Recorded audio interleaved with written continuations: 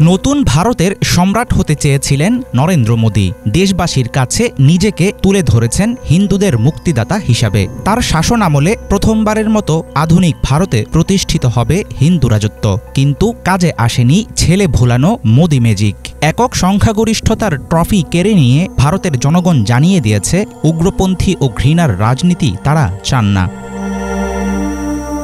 মুঘল শাসনামলে হিন্দুদের উপর চালানো অন্যায়ের প্রতিশোধ নেবেন মোদী। নবভারতের ঈশ্বরের রাজনীতিক অবতার তিনি। এমন ধর্মান্ধ আলাপ অনেক ক্ষেত্রে আকর্ষণীয় হলেও শেষ পর্যন্ত ভিজেনি চিরে। এবারের নির্বাচন ছিল সেটারই প্রমাণ। ভোটের মাঠে বিজেপির মুখ ছিলেন তিনি। প্রতিটি রাজ্যে বড় বড় ব্যানার, হোর্ডিং আর তাক লাগানো প্রচারণা বারবার নিশ্চিত করছিল একমাত্র তিনিই যেন আছেন ময়দানে।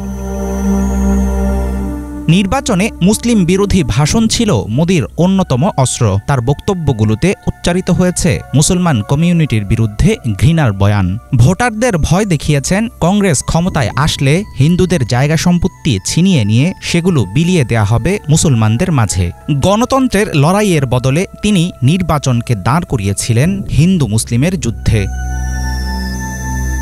হিন্দু রাষ্ট্রের টোপ দিয়ে ভুলিয়ে দিতে চেয়েছেন নিজের শাসনামলের এক দশকের ব্যর্থতা। বেকারত্ব আর অর্থনৈতিক সংকটে ভুগছে ভারত। ভালো নেই দেশটির প্রান্তিক কৃষকেরা। চাকরির অপেক্ষায় দিন গুনছে লাখ লাখ বেকার তরুণ। মুসলিম বিরোধিতার চশমা পরিয়ে মোদী ঢাকতে পারলেন না নিজের অযোগ্যতা।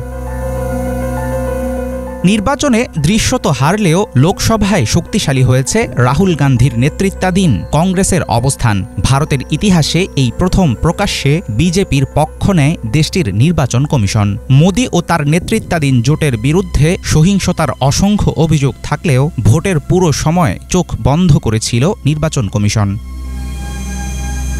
নির্বাচনের আগে আর্থিক দিক থেকে বিজেপির চাইতে অনেক পিছিয়ে ছিল বিরোধী পক্ষ। বিভিন্ন সরকারি সংস্থাগুলো কংগ্রেসের ব্যাংক অ্যাকাউন্ট জব্দ করলে অবস্থা হয়ে পড়ে আরও করুণ। শুরু হয় সরকারি দমন পীড়ন। বাড়ি বাড়ি হানা দেয় আইন প্রয়োগকারী সংস্থা। নির্বাচন ঘনিয়ে আসার মুহূর্তে গ্রেফতার করা হয় দিল্লি ও ঝাড়খণ্ডের দুই মুখ্যমন্ত্রীকে। কারো একতরফা ছড়ি ঘুরানো সহ্য করবে না বিশ্বের সবচেয়ে বড় গণতন্ত্রের দেশ ভারতের জনগণ। একনায়কতন্ত্র আর ঘৃণার রাজনীতির বিরুদ্ধেই তাদের অবস্থান। নির্বাচনের ফলাফল আবারও প্রমাণ করল, সাধারণ জনতা নয়, হিন্দু জাতীয়তাবাদ আর উগ্র মুসলিম বিরোধিতার জন্য দায়ী বিজেপির মতো দল। কারো প্রতি ঘৃণা নয়, বহু ধর্ম আর মতের সহাবস্থানই হবে ভারতের শেষ কথা। হাফিজুল ইসলাম, বাংলা ভিশন।